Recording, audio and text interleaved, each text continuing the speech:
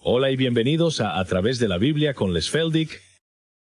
Un ganadero y agricultor de Oklahoma, Les Feldick, ha estado enseñando clases de Biblia al estilo casero durante 20 años en Iowa, Oklahoma y Texas. El estilo único de enseñanza bíblica de Les Feldick ha hecho que los libros de la Biblia cobren vida. Cuando les está enseñando, es tan interesante que la gente dice que el tiempo parece volar. Y ahora, aquí está Les Feldick. Está bien.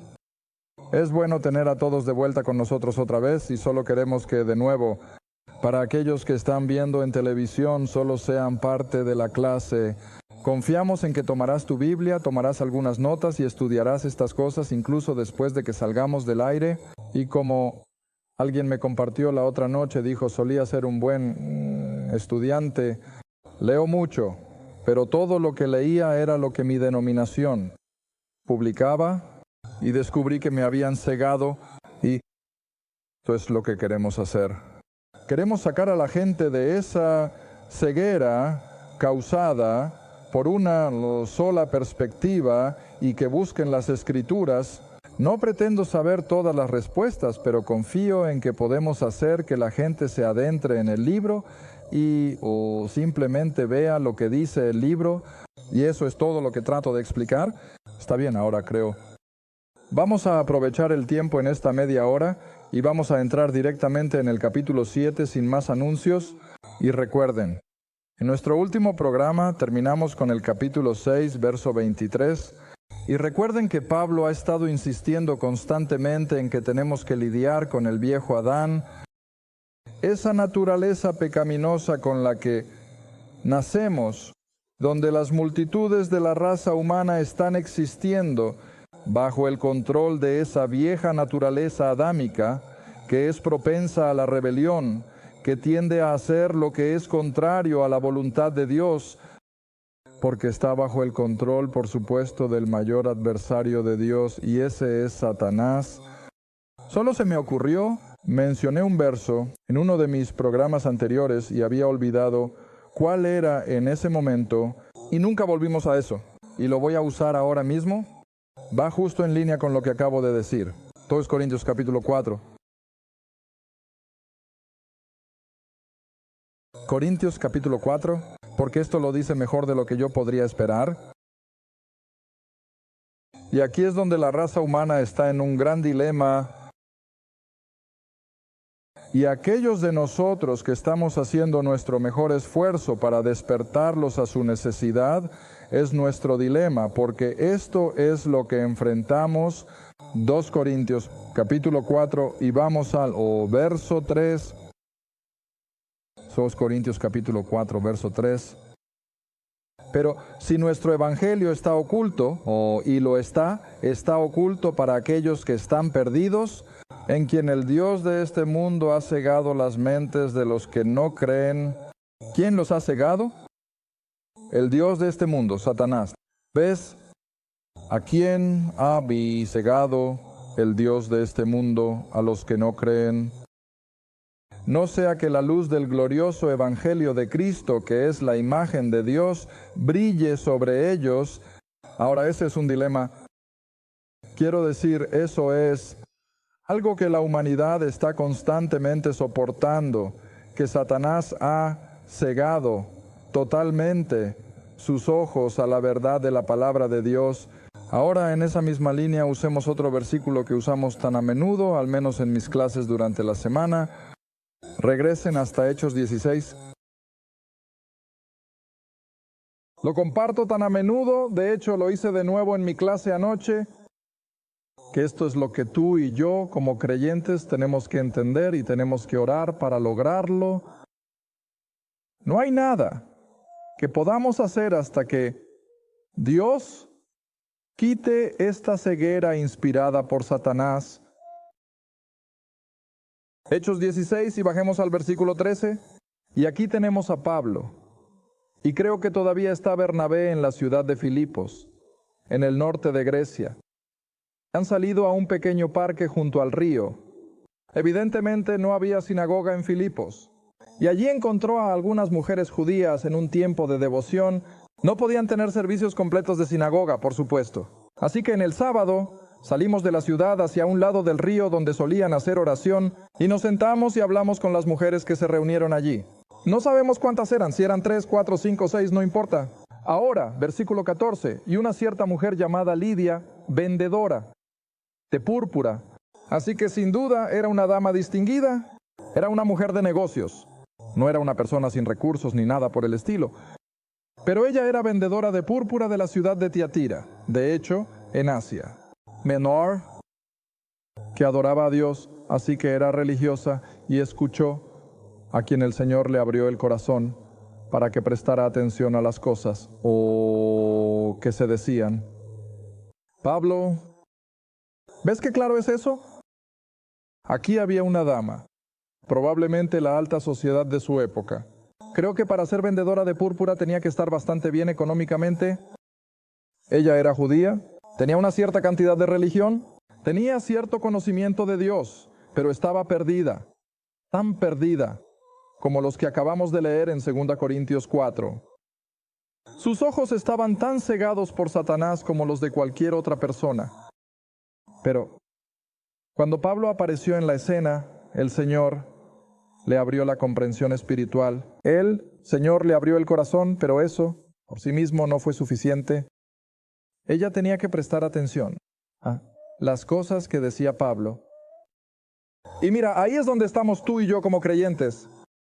No hay nada podamos hacer para ganar a una persona perdida hasta que el Señor le abra el corazón.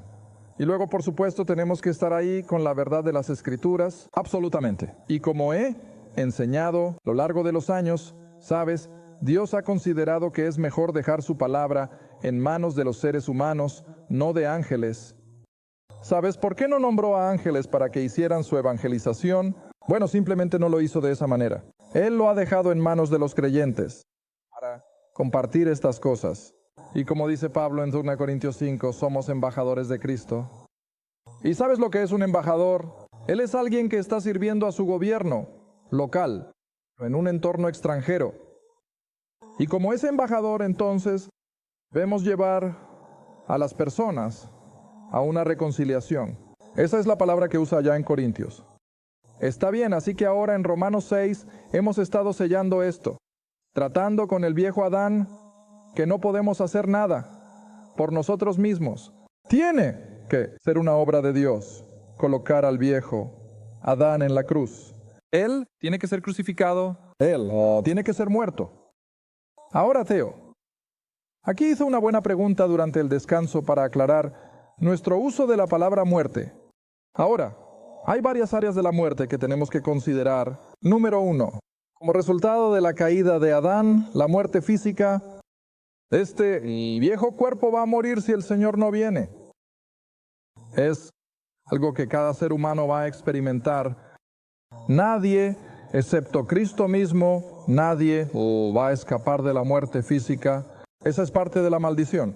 Pero si recuerdas los círculos que dibujé en la pizarra hace varias semanas, dentro de este cuerpo de carne, Dios ha colocado esa parte invisible de nosotros, la personalidad, yo, el ID, el ego, como quieras llamarlo. Y eso está centrado, por supuesto, en la mente, la voluntad y la emoción. Ahora, esa mente, voluntad y emoción con la que nacemos, entonces, conforma al viejo Adán. Ahora, aunque el viejo Adán esté viviendo en este cuerpo de carne que va a morir, también tenemos que apropiarnos de una muerte para ese viejo Adán, para ese lado espiritual de nosotros. Y eso, por supuesto, es donde Pablo está tratando más. Cuando hablamos de que el viejo Adán tiene que morir, eso significa que esa vieja naturaleza pecaminosa con la que nacemos tiene que morir espiritualmente, ya sea en esta vida apropiándose de la obra de la cruz y considerándolo como muerto en Cristo, o el viejo Adán va a experimentar el toque de muerte del gran trono blanco, y, como vimos en nuestro último programa, consignados al lago de fuego para siempre jamás. Esa es la segunda muerte. Ahora, eso está en el área. El espíritu, todos van a morir, una muerte física, si el Señor no viene, pero en el aspecto físico o espiritual, O lo ponemos a muerte por fe y el Evangelio en la cruz, y el viejo Adán es puesto a muerte, o va a experimentar la segunda muerte. Por virtud del gran trono blanco y la condena eterna. Ahora, entonces entremos en el capítulo 7. Ahora, no pretendo ser un teólogo. No, hay que estirarse mucho la imaginación. Pero aún así, aquí hay un capítulo que los teólogos pueden discutir y debatir, y nunca llegar a ninguna conclusión. Personalmente no veo que sea tan difícil. El capítulo 7 es un capítulo emocionante. Y por supuesto, Pablo está tratando de nuevo con esta misma cosa de la que hemos estado hablando. ¿Cómo vamos a lidiar con el viejo Adán en comparación con la nueva naturaleza divina que Cristo pone en nosotros en la salvación? Ahora recuerda que cuando Adán es crucificado, tenía que haber algo que lo reemplazara de inmediato, o seríamos una entidad vacía.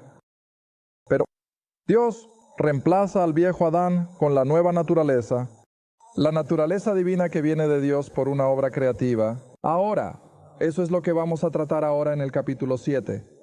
Verso 1, ¿no sabéis? Hermanos, mira, todavía les está hablando a los creyentes. ¿No sabéis, hermanos, que les hablo a los que conocen la ley? ¿Cómo es que la ley tiene dominio sobre un hombre mientras él que vidas ahora? Está hablando solo de la ley mosaica aquí. Él está hablando de la ley. ¿O gobierna la sociedad? Ahora tú y yo vivimos bajo el gobierno de los Estados Unidos y bajo la Constitución. Y esa ley constitucional va a estar sobre nosotros, nos va a controlar. ¿Cuánto tiempo? ¿Hasta que morimos? Pero en el momento en que morimos, el gobierno estadounidense pierde todo control. No te pueden cobrar impuestos. No pueden hacer nada a una persona muerta. ¿Ves? Está bien, ahora eso es a lo que Paul se refiere. La única manera de cortar algunas cosas es por medio de la muerte. La única manera de detener al banco de embargar una hipoteca es que mueras. Y entonces no pueden hacer nada. Y di el ejemplo hace 1 o 2 semanas en nuestro programa. Si el tribunal tiene a un hombre allí por asesinato y están a punto de cerrar el caso, él es tan culpable como puede ser. El jurado ya ha tomado su decisión, pero antes de que sean enviados y lleguen a su veredicto, él muere de muerte natural por un ataque al corazón. Bueno, ¿qué va a hacer el jurado? ¿Ve a casa? Se acabó todo. Porque muerte, terminado con todo. Está bien, ahora aquí Paul está usando la misma analogía de que ahora vamos a entrar en una relación matrimonial bajo la ley civil del país, ya sea en Israel o en América, no hace ninguna diferencia. Para la mujer ahora simplemente está usando una relación matrimonial, porque la mujer que tiene un esposo está sujeta a la ley. Ahora, no está hablando de la ley mosaica aquí, él está hablando de la ley del país. Y como dije, ya sea en Israel o en América, no hace ninguna diferencia. En otras palabras, cuando un esposo y una esposa están legalmente casados, esa ley es parte integral de ese matrimonio hasta que se disuelva por divorcio o muerte. No puedes escapar de eso. Y por supuesto, eso es lo que supongo que da lugar a tantos. Los acuerdos de divorcio horribles son porque verás la ley a entrar en la imagen cuando un esposo y una esposa están legalmente casados. Y no importa lo que intenten hacer con su propiedad comunitaria, la ley les dirá lo que pueden y no pueden hacer. Está bien, ahora Paul está usando esto como una ilustración. Así que la mujer está sujeta a la ley del esposo mientras él viva, pero si el esposo está muerto, ella queda libre de la ley de su esposo. Ahora, no el dominio del esposo sobre ella como tal, no el dominio del esposo sobre ella como tal, pero la ley del país bajo la cual se casaron va a determinar cómo tratan su propiedad comunitaria y cómo hacen todas estas otras cosas bajo la ley del país. Pero cuando el esposo muere, ¿y ahora qué?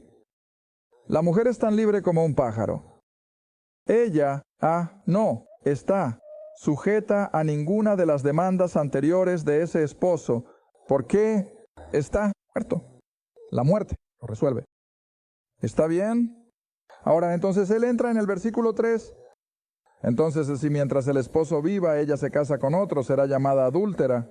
Pero si su esposo está muerto, si ha fallecido, ella está libre de esa ley que mantenía a esas dos personas juntas. ¿Ves eso? Esa es la ley de la que está hablando, la ley del país que los convirtió en marido y mujer. Así que si el esposo está muerto, ella está libre de esa ley civil. Y ahora, veamos, ¿dónde estaba? Así que ella no es adúltera, aunque esté casada con otro hombre. Y luego el versículo 4 es la clave de todo el concepto.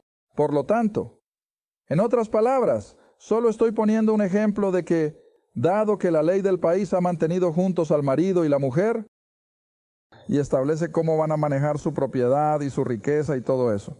Nos guste o no, hay leyes que estipulan cómo se va a hacer esto. Pero, ¿por qué? Lo siento, versículo 4, porque, hermanos míos, así que les está hablando a los creyentes allí en Roma. Por lo tanto, hermanos míos, ustedes también han muerto.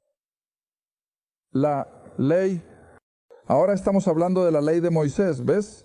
Ahora, hermanos, ustedes han muerto a la ley de Moisés, al sistema mosaico, como por el cuerpo, Cristo. Ahora, no el cuerpo invisible del que hablamos hace 1 o 2 semanas, no ese consorcio u organismo invisible de creyentes bautizados en Cristo. Este cuerpo se refiere a su cuerpo de carne con el que fue crucificado. Asegúrate de determinar de qué estamos hablando. Así que, por lo tanto, también ustedes han muerto a la ley, al sistema mosaico, por ese cuerpo de Cristo que fue crucificado, o para que ustedes sean, ¿qué? Casados con otro. Incluso con aquel que ha resucitado de los muertos, para que podamos dar, ¿cuál es la siguiente palabra? Fruto, para Dios. ¿Está bien? Ahora vamos a aclarar todo esto. Pablo dice que así como un esposo y una esposa lo son, por la ley se mantienen unidos, no pueden operar, no pueden funcionar sin que la ley del país sea parte integral. Bueno, solo por dar un ejemplo, tomemos el impuesto sobre la renta. Ese impuesto sobre la renta está diseñado para esposos y esposas, o presentan una declaración conjunta, o presentan por separado. No, sin ninguna diferencia. El tío Sam te observa a ti y a tu esposa. Mientras vivan, por lo que puedo ver, siempre será así. Pero tan pronto como uno de esos cónyuges muere, queda fuera de la imagen, el otro cónyuge ahora está libre, la ley que los mantenía juntos. Y ahora está haciendo la analogía. Así también la persona perdida está bajo las exigencias de la ley mosaica, los 10 mandamientos. La persona perdida, quiera admitirlo o no, está bajo el mismo anatema de Dios cuando cometen adulterio, cuando roban, cuando matan o cualquiera de las cosas que son contrarias a la ley. ¿Ves eso? No me importa cuán irreligiosa pueda ser una persona. No me importa si es ateo. Esos mandamientos de Dios todavía están pesando sobre él. No puede escapar de ellos. Y cuando un día se presente ante el gran trono blanco, va a ser juzgado de acuerdo a esa ley. Nunca pierdas de vista eso. Los 10 mandamientos son perfectos, son justos, son santos y son eternos. No podemos simplemente descartarlos y decir, bueno, eso era solo cosa del Antiguo Testamento. No. Es la mente eterna de Dios que ha sido revelada a la humanidad. ¿Está bien? Ahora bien, si vamos a salir de esa exigencia de esos 10 mandamientos que pesan sobre nuestra cabeza, solo hay una manera de hacerlo. Tenemos que morir. ¿Escuchas eso? Tenemos que morir. No físicamente, sino en ese viejo Adán. Y así, aquí vamos de nuevo.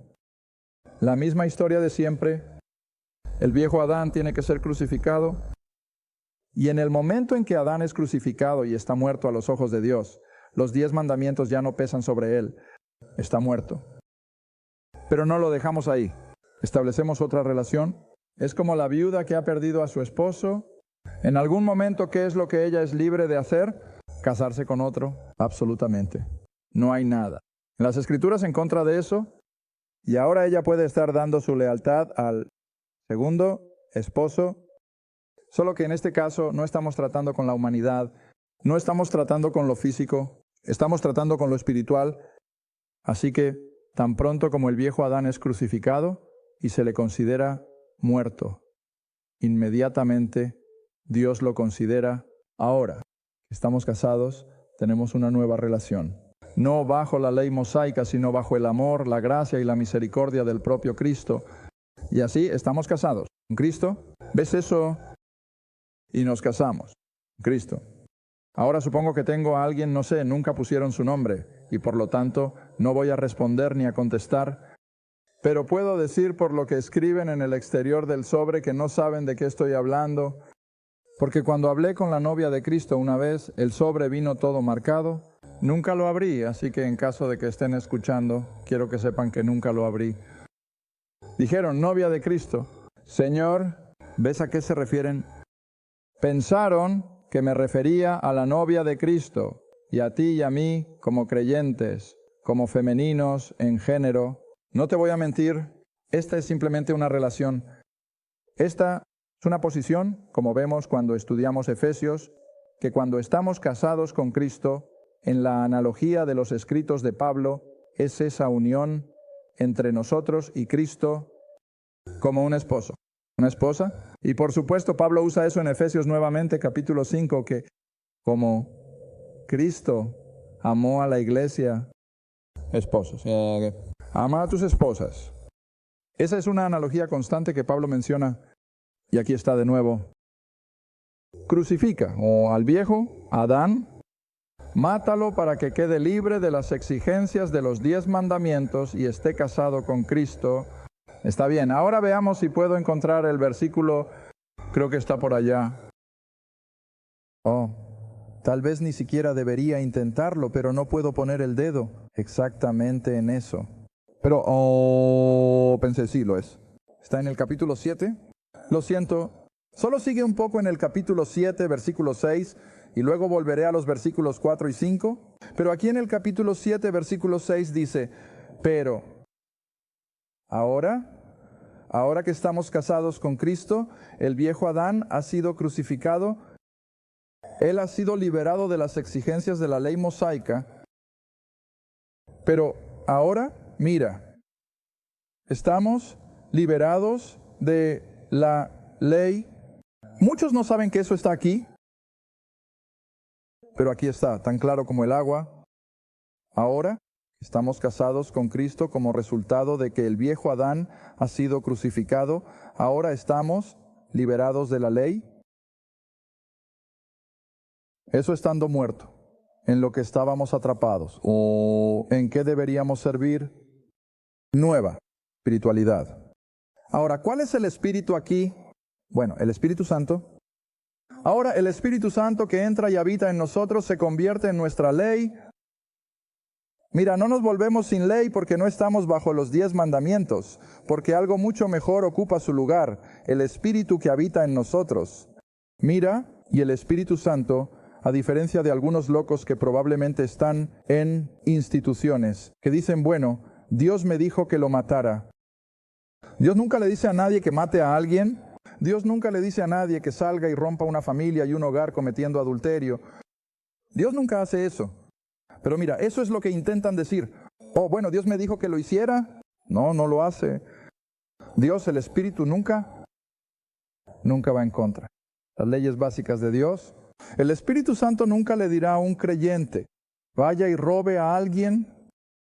El Espíritu Santo nunca le dirá a alguien que destruya el carácter de un hombre chismeando. No, sabes, mejor que eso. Está bien, así que ahora mira lo que dice. Así que ahora estamos liberados de la ley, eso estando muertos, en lo que estábamos atrapados. En otras palabras, crucificado en la persona del viejo Adán en la cruz, que debemos servir en novedad de espíritu y, ¿no?, en la antigüedad de la letra. Bueno, ¿qué es la letra? La ley, los 10 mandamientos. ¿Ves qué claro es esto? Está bien. Ahora volvamos al versículo 4 por un segundo. Así que vamos a morir a la ley por el cuerpo de Cristo, en otras palabras, por su crucifixión, que debemos estar casados con otro, incluso con aquel que ha resucitado entre los muertos, para que podamos dar fruto. ¿Qué? Fruta. Ahora recuerda, dije en el último programa, que el fruto es ese resultado productivo de lo que sea.